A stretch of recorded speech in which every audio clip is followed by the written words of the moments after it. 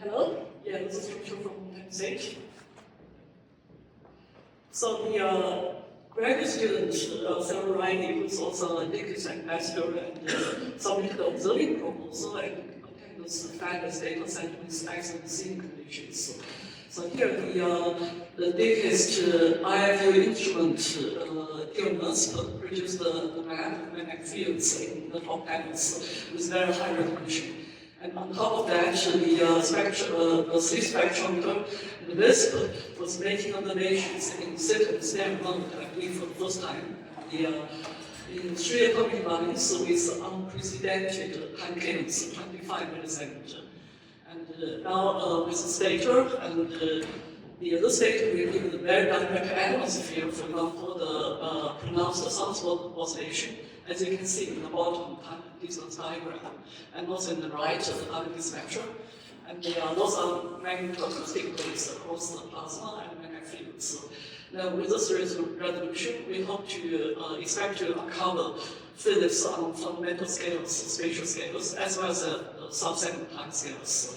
And we hope Dickies can continue to make observations of this quality, for example, on flares. Thank you.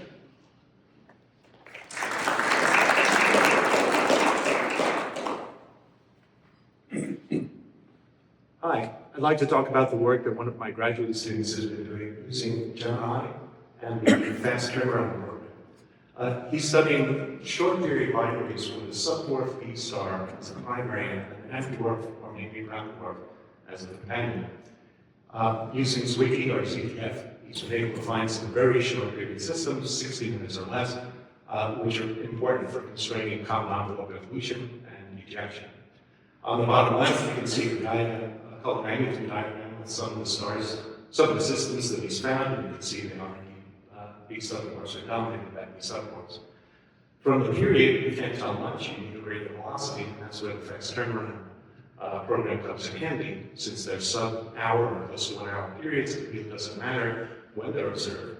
And he's been able to obtain radial velocity curves to measure the radial velocities of these closely binary systems and place them on the velocity period plot, which is also able to show that these systems, short period systems with small velocities, have round dwarf and dwarf companions.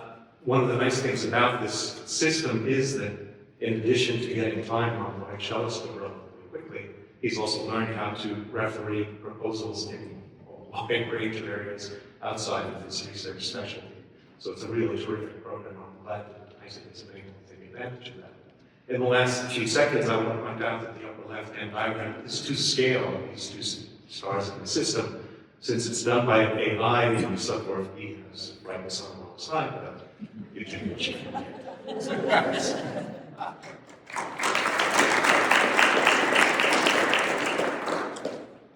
So in a paper published last year, our group at Maryland detected direct evidence for warm dust in a certain black medium in formation in the Makani galaxy. Makani means wings in Hawaiian. This is a post-starburst galaxy merger at redshift 0.5, but it has spectacular 100 kiloparsec scale wings that was shown on the left in warm ionized gas, O2 emission. And the galaxy itself is shown in black. It's about 2 kiloparsecs compared to 100 kiloparsecs, a huge difference.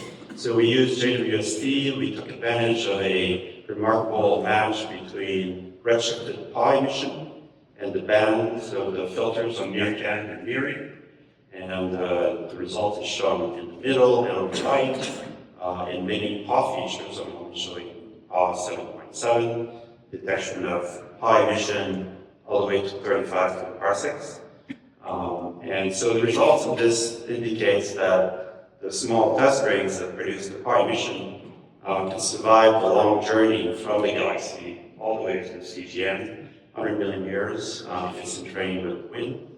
And that actually provides some support for the idea that galactic waves are an important mechanism to not only deposit metals in the CGN, but also dust. And there's some studies that suggest that there's a large amount of dust inferred indirectly from reddening of quasars in the galaxy behind those siege tanks. So everything seems to gel together.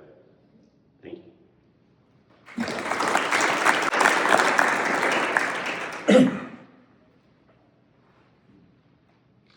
Okay, so the divergence of magnetic field is supposed to be zero. If it doesn't equal zero, that upsets a lot of people. So, Kepler Cannavale is on its Deacon's ambassador led an issue to figure out why we were wrong. And Deacon's solved one problem and then created a second one for us. So if you look in the bottom left, the black line is the distribution of magnetic field within pixels inside a coronal hole on using the SDO HMI, and you see that almost all pixels have positive magnetic field, and there's no magnetic field counterpart. When you look at the same data using DECIST, you find this low field strength negative field counterpart, and so it looks like we've resolved it, but then DECIST also finds a lot of extra pixels with larger magnetic field counterparts on the positive side. And so we have found small scale dipoles inside the coronal hole, but then we've identified lots and lots of extra high field strength, which have to be counterparts somewhere because the divergence of E must be zero.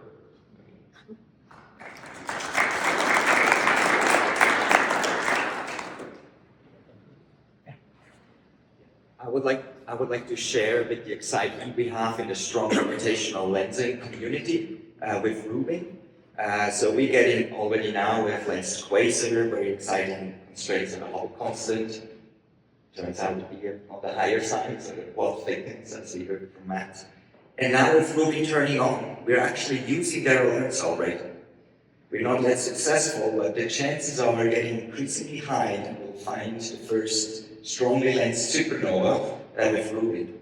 If it's in its full capacity, we expect that there will be about 50 strongly lensed supernova in the data of Rubin per year. This creates tremendous challenge in filtering, discovering them very early on, being reliable in the discovery to then trigger additional observatories such as from our from space, from the ground. This requires enormous coordination and experimenting. And so what we have now with 8 lens quasars, we expect that in a few years of Rubin to have another dozens of lens supernova available. And follow-up is limiting, and our coordinating with the global community around the world. And that's it from my side.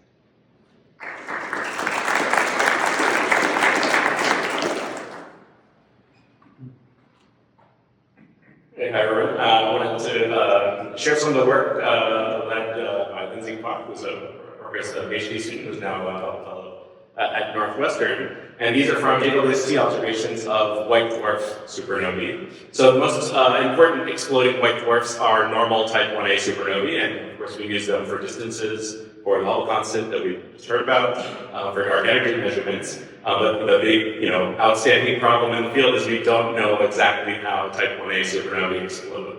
And by going into the infrared, especially the mid-infrared with JWST, it's really opened up this new window to study how these explosions proceed. So in the top here, you can see 2 lines. The one on the left is a nickel line, and the one on the right is an argon line. And you can see that their profiles are very different. So at these times, we're usually looking about 100, 200 days after the explosion. You can see through all the material. And the shape of the line just tells you the geometry of the emitting material. And the fact that you see this peaked line in the nickel means that it's more centrally concentrated. And then the argon, you don't see that central peak, so there is no argon in the middle. It's in the shell that's around the nickel.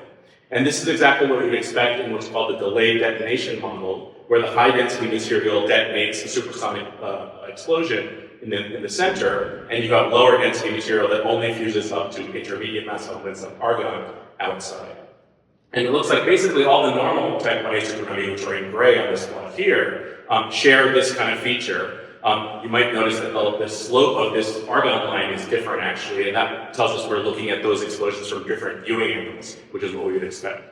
But the other kind of exciting thing is that white dwarf supernovae are not just normal type 1a supernovae, but there are lots of others as well, and what we're finding is they explode differently. So you can look at all these papers and all these one papers also. Okay.